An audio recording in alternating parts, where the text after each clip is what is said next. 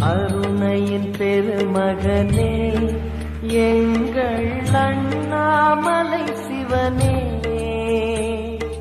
ஆடிய பாதத்தில் ஓரிடம் வேண்டும், ஆடிய பாதத்தில் ஓரிடம் வேண்டும். அருள்வாயீஸ்வரனே, அன்பே அருணாச்சல சிவனே.